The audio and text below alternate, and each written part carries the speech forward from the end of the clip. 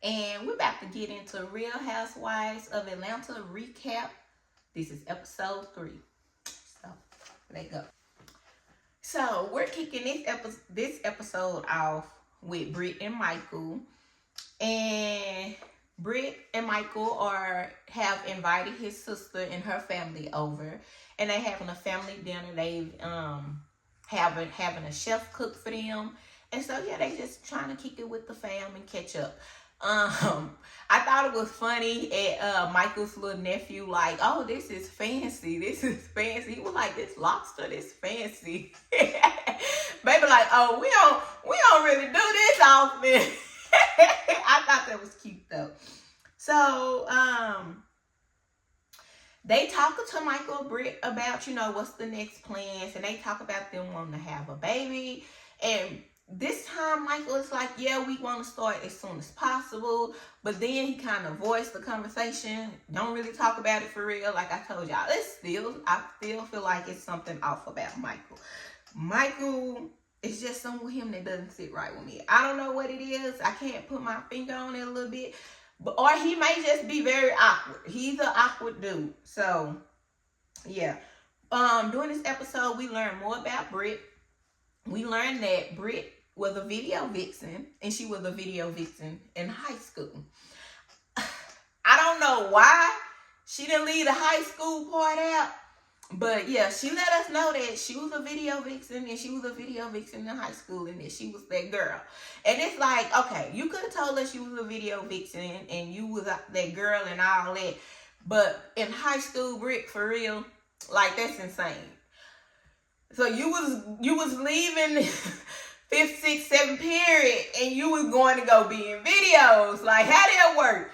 So maybe she was 18, but still, I think she should have just left the high school part out. It's just not a good look. Like, it's already enough stuff in the industry where they with underage kids and stuff, and basically you just letting us know what it really is. So you can tell us you want to be a video vixen, you was a video vixen, that's cool, but baby, don't tell nobody you was in high school a video vixen. I don't know. They gave more like you was really, really proud of it. And I'm not saying don't be proud of what, your past is your past. You did it. It is what it is. But the high school part kind of rubbed me the wrong way. Then she go on to let us know that she's dated all these high-profile men, the ballers, the ones that, with the money, or we think they got money. And she was like, she knew that she would never end up with one of them because maybe it was their lifestyle. Maybe they really weren't trying to settle down with her for real. I don't know. But she said she never seen herself with them. And that's why she likes Michael, because Michael is a man's man. And he's basically everything that the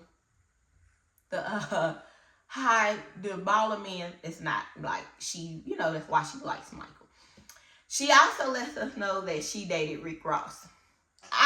Y'all, at this point, it seemed like a lot of the women in the industry that dated Rick Ross, baby. Who ain't dated Rick Ross in the industry at this point? I'm like, Rick Ross, get around. Rick Ross had them hoes, okay?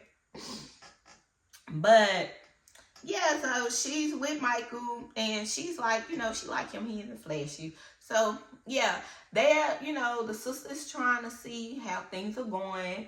And like I said, they talked about a baby. Michael, they saying that they want to have a baby, but Michael don't really want to talk about it. It's like he was more into saying, yeah, we want to try for a baby. The sisters, asking questions about it, how soon. He cut that off. He don't want to talk about it.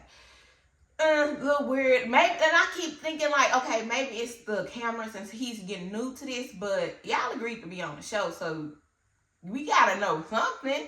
Like, damn, you couldn't even just conjure up something to just like, well, maybe we gonna start hearing it. Mike cut it down. He ain't trying to talk about nothing. Then Britt brings up Kenya. Here we go again with Kenya, like I told y'all. Britt just wanted beef with Kenya. And we know, like I said before, Kenya is shady. Kenya has done a lot of stuff. Kenya has been unlikable in some ways to people and has, done stuff. But Kenya is great TV. But Britt just really wanted the issue with Kenya because the stuff that she doing, I promise you, it was not that deep. I'm sorry, I don't think it was that deep.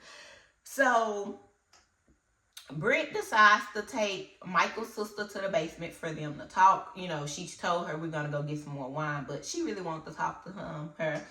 Her and the sister talk, and the sister is like, you know, I don't know what's wrong with my brother. That's just him.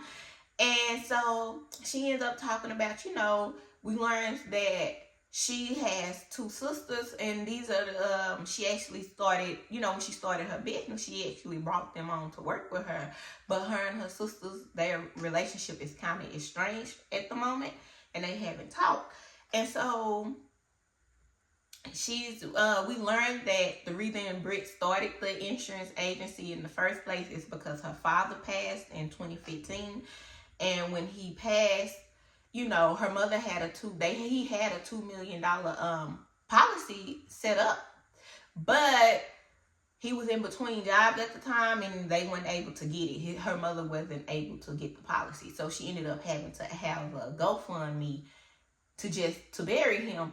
And that kind of confused me because I thought, you know, maybe his policy was with his job. I'm not sure, but I don't even know if policies go up that high with your job. But I just thought it was, because I'm like, if he was between jobs, even if you paying on the policy, you should still have your policy, right? So maybe he wasn't paying on it. Maybe he got behind because he was in between jobs, and that's why she couldn't get it. Because other than that, it didn't make sense to me. So y'all let me know. If y'all know more about that, let me know. And so, Britt, she says that, you know, she started her insurance company, and that her older sister thought she was too strict. So she decided, you know, she didn't want to work with her no more. And then her middle sister, when she decided to sell the company, she ended up having to fire her. And maybe it was one of those things because you know how sometimes when you're working with family, people can get too comfortable, or when it's friends and family, and think because we friends and family that we don't got to do the business, and the business get thrown to the side and stuff is not getting done. So maybe that's the case of that. I don't know. You know, but Michael's sister, she seems very level-headed. You know, she's like, you're for family, so we need to get you and your sisters back on one accord. And I like that because they sisters, they shouldn't be beefing. They should be like tight, real tight. So I did like that from Michael's sister. But here come Michael. He had to stop the show. Michael don't want them down there talking. He like, what y'all saying in front of these cameras, or what's going on? Y'all need to come up here and enjoy some dessert. So Michael then interrupted, you know, them talking, and basically he like, we need to go eat dessert. Next, we have Portia and Kelly. Kelly and Portia meeting up, and y'all, I thought it was so funny when Kelly called Portia, and she started like, hey, Portia. And Portia immediately cut it off and was like, who is this? I thought that was funny because, baby, that's me. If you call it from a number I don't know, baby, don't call me talking. Who is this? If I answer. So I thought that was funny. But Kelly called to invite Portia to her event that she's having. And I thought that was cool. You know, it's a mommy and me event. So her and Pilar. And, you know, she wanted to meet up before the event. So, you know, they could clear the air. The event could be drama-free because there are kids there. And I get that. So, yeah, they end up meeting up. And at first, Portia's sitting there waiting on Kelly, and she's like, oh, I got a drink. I need something heavy. And so she decides to order her a drink. And then, Kelly comes, and she let Kelly know that, she got a drink. This drink is good. And Kelly is like, oh, I'm not drinking. I thought that was funny. Because Portia, she talking about she need a drink to deal with Kelly. Kelly basically said, babe, I'm not drinking right now because I need to know if I need to be on alert. She later on to go and say she wasn't drinking because she need to know if she need to nut if she, she need to nut if she buck. Because she don't know which Portia she getting. So basically they're talking, and Kelly, tell Portia that she really didn't mean anything by the comment. you know, she just asked Shamia. She said it to Shamia. But in this instance, I feel like Kelly didn't relay the message how Shamia said it. I feel like Kelly made it seem like it was more casual. She was just asking because she didn't know her. But as we see when they running back, and as we seen on the show, Kelly came in a little hot and was just like, why she take that lady in? Like, I don't feel like Shamia was being malicious. And I feel like that's the way Kelly kind of related to Portia. And now Portia feel a certain type of way about Shamia because she thinking, oh, Shamia told you to ask me that. Which, in Shamia's defense, I feel like you want to know something about her and somebody else, asked her. Don't come asking me. But I don't know, as friends, Shamia could have checked her, but she did she told her to ask Portia, but Portia's taking it the wrong way. So they, you know, come to a resolution like, you know, it was a miscommunication, and, you know, they're kind of cool right now. You know, Portia threw shade saying that Kelly was loud, and, you know, Kelly was like, you know, Portia got these men, and she was like, I got multiple, because Portia said Kelly had multiple personalities. So Kelly like, Portia got the men, and I got the personality. So what difference does it make? You know, basically throwing a little shade. Like, I'm liking Kelly, throwing a little shade. So they come to a resolution. They ended up, you know, being cool, like a little nice, nasty, cool.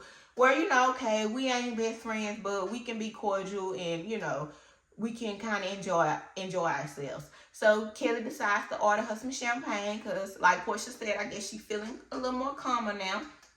And then she see that she ain't got a nook. Like, you know, Portia is cool. And so, yeah, they, you know, they agree. You know, they like, oh, Portia's like, you gonna be my little troll. Kelly like, okay, can I be the pink troll? Like, all that, you know, little fake surface stuff. Just, you know, to be on the same page. So they meet up, went cool. It was good. I mean, I like to shade from both. I was here for the shade from both. So, yeah. On this next scene, we have Cynthia, Kenya, and Angela meeting up with Drew in the studio.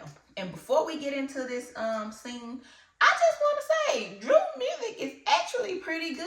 I listened to it, and I was liking her songs. Like, I gotta give Drew and Dennis some credit here.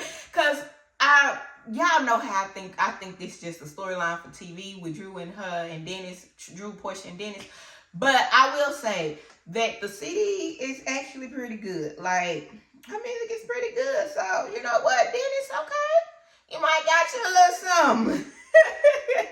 So, you know, Drew it's the scene is starting off with Drew singing. And she's, you know, basically, you know, promoting a piece of her album, and she's previewing her song, and, you know, like I said before, it sounds good. Her songs and her little CD or EP, I don't know, it's pretty good. So if y'all haven't checked it out, go check it out. It's pretty good. So as she's doing that, you know, the ladies, they end up start talking, and, you know, they start asking about, you know, husbands. So they asked, Kenya asked Angela, had she been married before, or was this, Angela was like, this is both for their first marriage. And that, you know, they met in their building, like, you know, we learned that they stayed in the same complex, and they met in their building, and she was like, baby, you know, I met him, and I was cool with the concierge. And I thought that was so funny because we women, we here. And if you dating a man and he stay in the same complex as you, and you have concierge, you might be, you know, let me see. Because you want to know, like, who coming to his house? Like, who pulling up here all the time? You know, just to kind of see, is he really single? Is he really, what he say is real? Y'all know women, we nosy. Any woman that says she ain't nosy when it comes to her man is a lie. Like, and if you ain't, baby, I don't know. So, women we are natural detectives. We can't help ourselves. So I laughed at that. I thought that was funny. The girls thought that was funny too. And so I'm just like, Angela, I can't judge you. Like, who, when, where, how long, how many times. But so leave it up to Kenya. That's why I say Kenya is good TV. Kenya been doing this for a while. Kenya is gonna always ask the stuff that we want to know. So Kenya like, Drew, where Dennis? Of course, Drew tries to deflect, act like she really don't hear Kenya. Kenya has to reel it back around and ask her again. And so Drew was like, I don't know, Dennis don't answer his phone, so I don't know. I don't talk to Dennis on the phone. I text him, and here we go with Drew lies. Just be lying for no damn reason. So we know they gonna run it back of her calling Dennis. She calling Dennis, got Dennis' name saved as Dennis' brother or bro.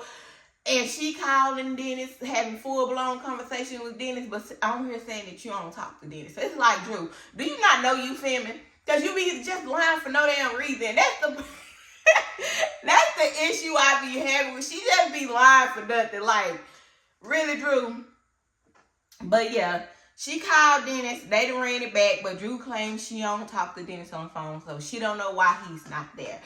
Dennis probably didn't show up because him and Portia done had it out. So he was like, let me you promote the song, and I'm going to just sit in the background. So that's probably the real reason Dennis didn't show up. Who knows? But we know Drew she just lie about stupid stuff, and that's why sometimes it's hard to know when Drew is for real and when she's not, because she is an actor. And it's like, Drew, I don't know what the hell is real and what's fake sometimes with her. Like, it's just pointless. But anyways, Kenya and Cynthia basically still calling Drew out about not letting Portia know. She was like, you could have gave Portia a heads up, because basically Dennis is not defending you and you look like a whore. And she said whore, not hoe, and not Cynthia. Cynthia with this, I don't know what was going on with Cynthia her. I really didn't like it. But Cynthia talking about, not whore. Maybe hoe. Hoe is maybe a compliment, but whore? Now Cynthia, ain't now one of them a compliment, but Cynthia like, baby, not whore, Kenya, not whore. And Kenya's kind of right. Like, she's letting people just run with this narrative. But at the end of the day, like I said, I think this is a storyline. I think they all knew, and we just gonna act like they did. So, anyways, Drew, says, I've texted Portia multiple times, and they did run the text messages, but I wonder too, because I'm like, why y'all put the text messages up like that, baby? I want to see a screenshot, because any other time they be putting screenshots up. So why this time y'all got the words on the screen? And I'm like, did Drew tell y'all that and she didn't show y'all nothing? And if Drew told y'all that, we don't know if that's true, because Drew be lying. So we don't know. But Drew, she did reach out to her. So Ken's like, well, you could have called her. Drew was like, well, I text her. And so I do get Drew's point of, like, if I'm texting you saying, we need to meet up, I need to talk to you, and you don't ever reply, I'm not, then you don't reply. But then again, my thing with Drew is, if you're going to keep texting her, call her. If you call her and she don't answer, and you're texting her multiple times, then just text her what it is in the text messages. Be like, hey, I wanted to talk to you, but you haven't answered. I haven't been able to catch up with you. I just wanted to give you a heads up that me and Dennis are working together on music, blah, blah, blah, blah, whatever. And, if you have any questions or you want to talk about it, give me a call. That way, Portia can't say that, oh, Drew never told me anything. Drew never told me anything, because you have the text right there. It's like sending an email, baby. Cover your tracks. So, anyways, Cynthia goes on to say, that when Kenya worked with Leon, even though her and Leon is not together, y'all know Leon, that's Cynthia's baby daddy, and she like, you know, can you let me know? Can you ask me and let me know there wasn't no funny business? It was just strictly, you know, them getting money together. And I knew and I felt better about it. She was like, you know, baby daddy's hit different. And at the end of the day, Dennis is welcome to do what he want to do. Him and Portia not together. He can do what he want to do. But I think in this environment, with y'all working together and all that, y'all having some type of relationship, you could have called her. And like I said, if she wasn't going to text you back, you could have put what it was in the text messages and been done with it. So they show Shamia meeting with her two sisters. And this, like I said, I am enjoying getting to know Shamia. And she talks about, you know, like her struggles. You know, this is after her party. You know, at her party, she was like, she was on cloud nine. She had a good time, but it's back to reality.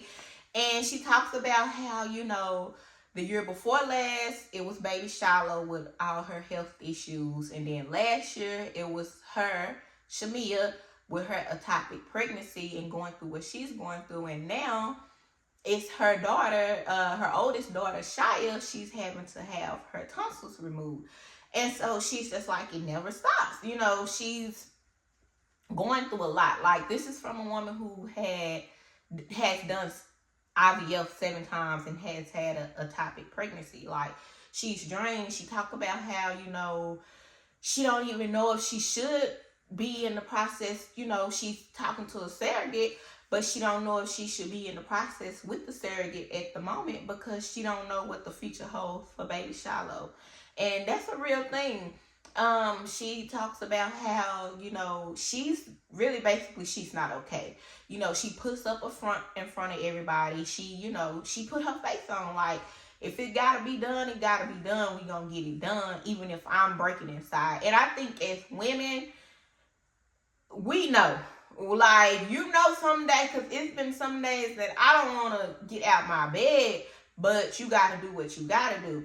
And so she's like, you know, like, she was doing IVF, and she was like, at sometimes her estrogen levels was so high that it was putting her into stroke territory, or at risk for getting blood clots. And that's crazy. Like, I understand wanting to expand your family, but when it comes to the point of your health being in danger, you might have to take a seat back. You might not want to hear that, but you might have to, because if no you, then, you know, who's going to take care of these babies? I mean, of course, you have an amazing support system, thankfully, but, you know, just being realistically, they want their mother.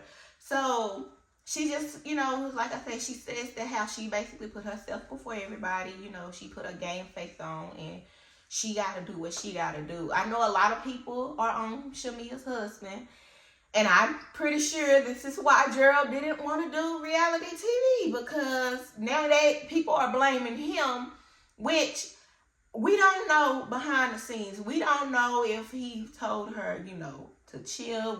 We don't know. And I think you just can't blame him.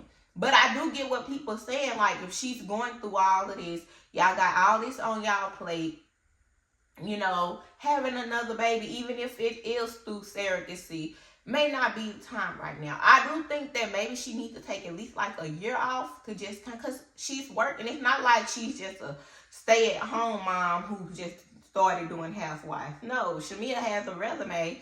She's working. She has multiple jobs, and sometimes you have to balance that out. I know her husband wants a son, but maybe right now she needs to just take care of her well-being first. But yeah, I thought this scene was pretty good and a vulnerable scene. Her sister seemed very supportive. You know, when we seen the first episode, her parents and stuff seemed supportive. So thankfully, she looked like she has a great support system. So we see Charles and Angela pull up to one of their investment properties. And we have Charles being Charles. Like I told y'all, Charles is one of them old men that's just gonna say whatever. He don't care. He's just one of them. The property, I actually like the kitchen. It looked good from, you know, the previous picture that she showed to right now. It looks good. We learned that it's revealed that, you know, Charles has invested in his property. I've seen a little debate about that, People was like, oh, we thought she was self-made. Y'all just always got to do the most. Like, they were like, oh, she ain't self-made if Charles invested his money. First of all, that's his wife.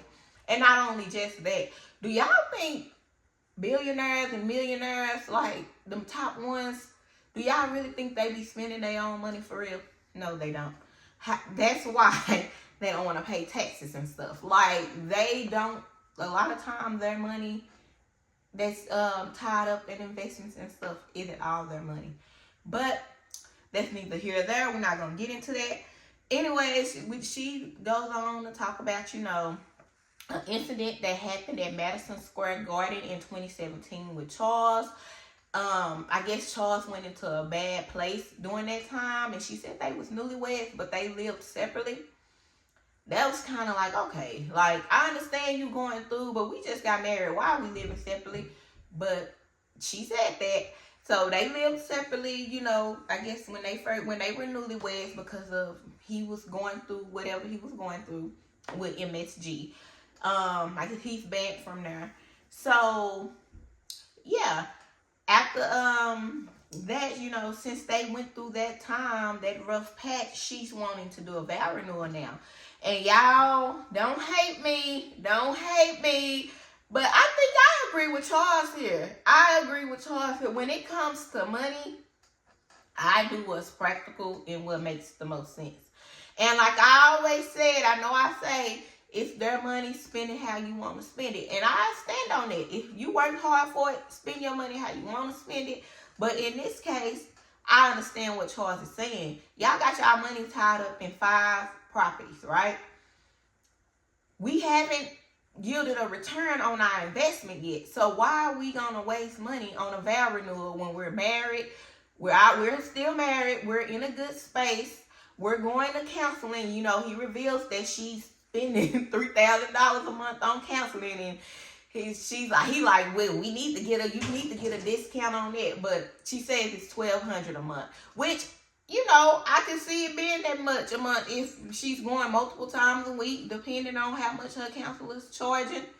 I can see it being that much.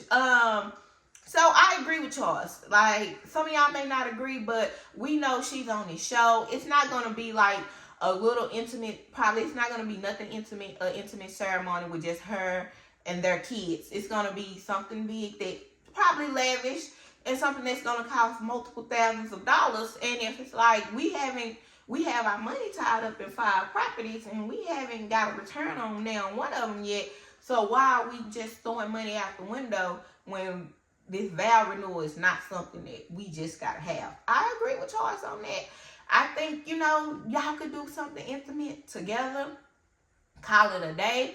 Once y'all, you know, make y'all coins back from these properties, then if you want to have a vow renewal, do it. But right now, financially wise, I agree with Charles. Like, you got to do what makes the most sense. And just throwing money away just because you want a vow renewal, it's not something that you need right now. So, I agree with Charles. Next, we see Drew, and she's on the way to meet her attorney. And I just gotta say, I know I'm not the only one. What did Drew have on? And then, when at first I'm like, okay, Drew might be stepping her game up. Then I see what looks like lingerie to the side just hanging. I'm like, Drew, I know you didn't put this on and thought you was gonna fuck him up. Drew. Okay, Drew, don't wear the outfit no more. Okay. So Drew is meeting with her lawyer, and basically, you know, Ralph is just taking Drew through it, y'all. Baby, Ralph then went and represented himself in court. He didn't even come with a lawyer, and he cross-examined Drew. It's crazy as hell. And I'm trying not to laugh, because what is wrong with him? Why would you come in this court and try to cross-examine me, your wife, the mother of your kids? Like, I know she got to deal with him. But yeah, he's cross-examining her. Drew, you know, it's revealed that, you know, she's turned all over her paperwork. He has access to all her financial information, so he knows what she's getting, how much she's bringing in, how much is going out. He knows all of that. But guess what? They don't know nothing about Ralph. They don't know what he's making. And it's like, I don't know if Drew just wanted a man, because I mean, before on the past episode, she was like she didn't know what Ralph did, and Drew lied so much because ain't no damn way y'all was married this long with these kids and you ain't know what this man do. But that's crazy as hell. So we just gonna stick to the episode. So yeah, Drew is he basically has all her information. He haven't turned over his information. He's basically telling them that he don't have no money, because this is why he's moved to the basement, because he don't have the money to afford another place. They're saying afford that place in another place, but he probably don't have no money to afford a place of his own at all.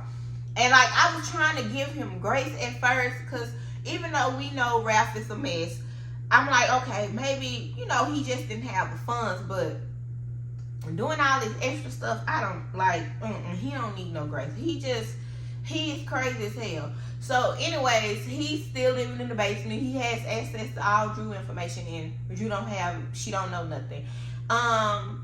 The judge, the lawyer says, they've got the judge to unseal her divorce file, which I think will help Drew. It will work in her favor.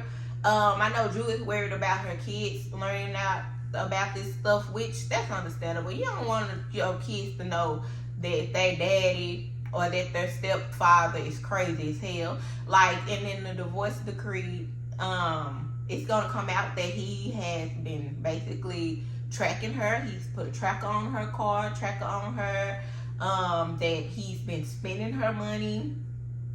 He's been having, of course, inappropriate actions with other women, sexting women. Women has been contacting Drew.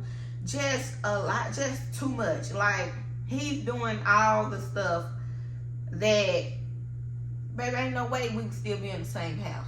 So, yeah. So, they're trying to get Ralph information. So, the plan is to, get him out the house and they can sell the house. But, baby, Ralph ain't trying to go nowhere. Ralph is over there taking Drew through it, and then it's hard to sometimes sympathize with Drew because we don't know if she lying or if she not. But in this case, we gonna say she telling the truth because we seen how Ralph acted, and so yeah, baby, she going through it. So we have Miss Diane and Portia, and they are going to get foot massages.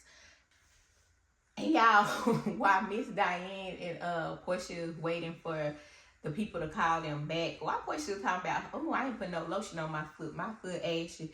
Baby, all I could think about was that. Okay, bye, Portia. Bye, Ashley. Bye. That's all you. Here we see Portia and Miss Diane discuss Simon. They're discussing her divorce. Portia's like, she thought her divorce would be different with Simon. She hasn't felt any closeness. She felt closeness with Cordell when they were divorcing, but with Simon, she haven't even spoke with him. And it's like, Portia, I get that, but this is a divorce, baby. Like, everybody not gonna be amicable, like, when y'all going through it. And he chose violence. He like, fuck you, let's go. They're talking about how Simon was her protector, and she's like, this man now, it's not the man that I married, it's not my husband. And we know Simon been out here doing him for a long time, baby. And you weren't gonna stop the show.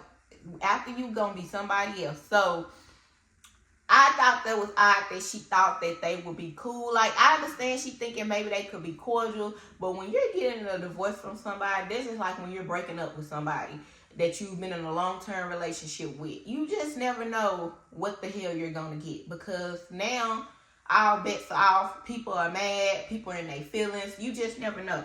So she was expecting something else, but I kind of don't understand why.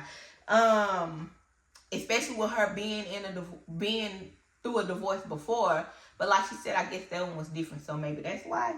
She also goes to say that she spoke with his family, because I guess in their culture, the benign culture, I think that's what she said. In their culture, they, I guess, talked to the person about the divorce and see if everybody could get on the same page or something she was saying. Don't quote me. I can't remember exactly what she said. But basically, she was like, they told her, no, just go the legal American route and just, do it legally, get the divorce. And she was like, she kind of felt the way about that. But at this point, baby, them people are probably tired. This man has been legally married 4 times and and 1 time illegally for a total of 5 times. Ain't no telling what these other women and called and talked to these people about. They are tired, baby. They is like, we ain't got shit to do with none of that. Just, if you gonna divorce this man, divorce him and leave us out of it. And you know what? I really don't blame him. So then, Portia talks about Shamia. So she tells her mother that, Shamia, wanted her to go out and have fun. So she went out with her. And that Shamia is there telling her all this stuff about hating women. With the stuff that Kelly said about her, basically. And so Miss Diane was like, oh, you got to be wary of the person who telling you that's going to want to tell you the bone. Throw the bone to you and let you know what other people are saying about you. And while I would normally agree, because it's just some stuff I'm not even telling my friends. Like, if I feel like it's that bad, I'm going to tell the person that I'm talking to what it is and kind of checking myself and going on about my business. But in this case, they were filming, and I feel like Shamia did the right thing. Because I feel like she would have been damned if she do, damned if she don't. If she didn't tell Portia, she would have been down for that, because Portia would have been like, they was talking about me and you didn't even tell me. She did tell Portia, now it's like she want Portia to hurt. It's like, it's damn if you do, damn if you don't. I'm at this point, Miss Diane was like, y'all been friends since y'all were kids, but you gotta be weary of people. So I'm like, what's tea, Miss Diane? What's the issue with Shamia and Portia? We see now that, I don't know if this is coming out for this show or have their friendship really broken up. I do think their friendship has been on the rocks for a few years, especially with the whole Candy situation. But I thought they had got over that, but y'all know how it be. So I would like to see them stay friends because they have history, and it's you can tell they love each other. I know people say, oh, Portia haven't been a friend to Shamia. I can't say that because we're just now hearing Shamia's side of things. All we've seen is Portia's side. They saying, Portia didn't go to Shamia's wedding, but she attended her wedding in Atlanta. She didn't go to her wedding in Africa. Not saying that was right or wrong, because I don't know the whole issue behind it. I feel like it's deeper than what we may know. But it's just like these shows, we know these shows break up marriages, and they damn for sure break up friendships. So hopefully they could get on the court, but it must be something, because Miss Diane was like, baby, you need to, you don't need, Shamia don't need to be telling you nothing. It was kind of like, okay, what's the tea? We're at Kelly's event, and Kelly has invited the girls and their babies. It's a mommy and me event, and they look cute. Portia and Kenya really look cute. They daughters was dressed like them. I thought that was cute. Brooklyn has so much personality, baby. Brooklyn was looking through the clothes. Brooklyn like, baby, what's up in here? She is her mother's child. And Cynthia then came in here with this helmet on her head. Cynthia, you a supermodel. What is you doing? I don't know what she was doing with this wig. I did not like that wig, y'all. But Portia goes on to tell, Kenya, oh, Portia, you early to this event. She got to throw that little slick shade. And Portia's like, yeah. And, I almost was late because, me and Drew, we share the same makeup artist. And so Kenya was like, yeah, you told me that before. She's like, yeah, he told me that Drew was basically taking her time because he told her that he was going to see Portia afterwards. So she was like, I had to do a little 15-minute face because Drew was being petty. That was so funny to me. Shamia comes and she brings baby Shiloh, and she is like, Portia's like, oh, look at her. She's full of energy, and she's looking around, and she's like, I'm here. So that was good to see. The event is nice. It's actually pretty nice. Things stole down so they could have this event. Ballman. I mean, not Ballman. I said that wrong. But yeah, she shut the Ballman store down so they can have this event. She lets us know that this event is for osteogenesis imperfecta. OI. I'm not sure if I said that right, but OI, and it's basically brittle bone disease. And she says how, you know, with her second daughter, her youngest 3 daughters has it. With her second daughter, you know, she noticed something wasn't right with her arm, so she had her mother take her to the hospital. And when she took her to the hospital, the police and stuff wouldn't let her leave. Basically, you know, they didn't put CPS in her life, which, you know, that's protocol for hospitals. If you've ever worked in a hospital, or you just know somebody that worked in a hospital, or just, you know, just know that if they think something, that a baby is getting abused, then by law they have to report it. So it's kind of like even with teachers, by law they supposed to report it. So they wouldn't let her leave. She couldn't leave the hospital. I mean, she couldn't leave Baltimore for a month because they had opened up a case on her. But a doctor, you know, realized that, you know, looking at her eyes and seeing the blue tint on her eyes, and realized that it was brittle bone disease. And so once that was established, you know, that she had this condition, then she was able to go. I thought this was a great event. I like the fact that she opened up, you know, eyes to this, because this is some stuff some people may not know about it. I'm pretty sure it's people out there going through this who don't, you know, they probably don't see it as much as we see some of the other stuff being highlighted. So I do like that she, you know, took time to talk about that on this platform. Like I said before, I'm actually liking Kelly. I'm liking Kelly because, yeah, she came in hot on Portia, but whatever. I'm liking Kelly because Kelly has, like, real storylines. Like, she's going through a divorce. You know, she has her businesses, and, you know, she has her daughters, and her daughters have a real issue, and she's bringing awareness to that. So I appreciate Kelly for that. I like that. Like, I like to see stuff like, yeah, we like the drama, but it's also good to learn stuff and to, you know, see people be vulnerable and be real, because we know in how these reality TV shows go, a lot of stuff be just for our entertainment. Britt and Kenya speaks, and they even hugs, and Kenya even compliments her. So I'm kind of like, I wonder what happened next episode that made them get to here, because I felt like Kenya was really trying.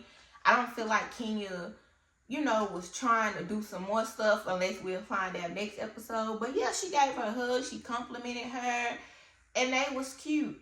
You know, it was cute. It was like, you know, it ain't nothing. So I wonder what happened. We'll find out. Shamia, like I said, Shamia comes in, and Angela tries to talk to Shamia, you know, but Shamia ain't here for it, baby. Shamia, and I do feel like Angela came to her as a grown woman, and, you know, was trying to be, you know, real cute with it. I don't think she had no malicious intent, but Shamia is already on 10, baby. Shamia wasn't trying to hear nothing Angela was trying to say. I think maybe Shamia, she might have hit, Angela may have hit a nerve saying that Shamia was Portia's assistant, because she probably been here, well, I ain't no probably, we've been seeing it for years, you know, since she's been a friend of the show, or them people saying that she's Portia's lapdog, she's an assistant and all that. So maybe that was a trigger for her. But baby, she ain't letting up on Angela about saying that. As Angela is trying to talk to Shamia, Shamia is like, you know, are you Drew's represented today? Shamia is not having it. Like, Shamia is on one. Like, she came ready. And I feel like Angela was really trying.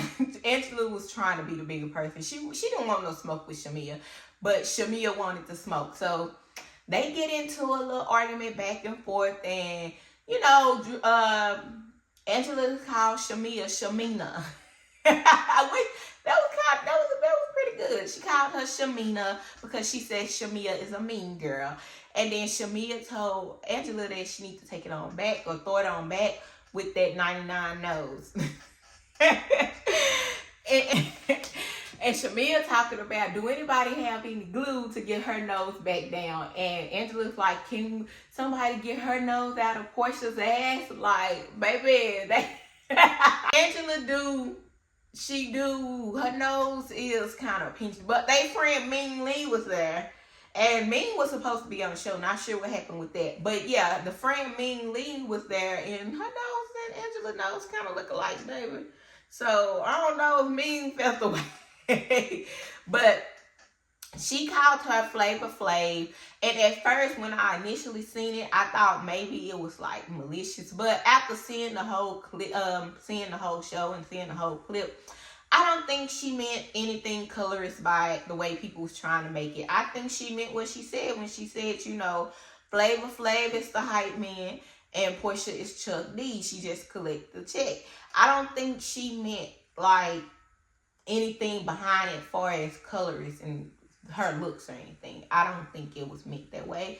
That's not just how it came off to me. I think that maybe Angela might have been a fan and she had already been friends with Shamia and knew Shamia dressed up as Flavor Flav one year for Halloween. So yeah, I don't think it was malicious though. I mean, I think it was just fun shade, but I knew that people would take it out of context. Because at first I was like, okay, what is this about? But before, you know, jumping to conclusion, I wanted to hear the whole, you know, see the whole thing. And I don't really think it was anything colorist behind it. But I can't, you know, I feel like I haven't had that issue. So maybe some people may take it that way. But for me, I didn't see it that way. Y'all, we see Drew, she came, and y'all, Drew is I don't know, maybe Drew had something to do with her kids, but her and her outfit choices is just, everybody is dressed up all cute and classy, and here come Drew with a shirt with her bra showing, or a shirt open and her bra showing like she going to the club. Like, Drew, I don't know what Drew be having going on with these outfits sometimes, baby. I do not know. And then we see Portia go see what's going on with Shamia, and Shamia basically tell Portia what happened. So Portia was like, oh, well, y'all even. She called her, you know, she talked about her nose. They even, she talked about your nose. You know, she called you Flavor Flav. Y'all even. And she made the reference and said that Angela looked like LaToya Jackson. And here go Portia. The shade. That's what I'm saying. Everybody say Portia mean, Portia this and Portia that. I feel like Shamia got it in her too. They ain't been friends this many years and don't have some similarities. So, yeah. Drew is trying to talk to Portia. Portia is like, we not about to talk here. Drew got some liquid courage, I guess, because her sister is here. And Portia's like, we not doing it. So Portia brushed Drew off. And I think just Portia is more media trained. She just wasn't going to give Drew that moment. And Drew was like, oh, she don't want to talk to me. She's running away from me. Which I could see that. But then again, I'm kind of glad Portia didn't have that conversation with her there. Because they just, Shamia and Angela had just got into it. The little kids are there. Drew then came up. Little Brooklyn then came up to Portia and like, my mama gonna text you. And Drew steady trying to talk to us. So Portia like, we not doing that. So that basically concludes the episode. Is it me or do Britt look like Nicki Minaj? Britt put me in the mind of Nicki Minaj. What y'all think? So, yeah.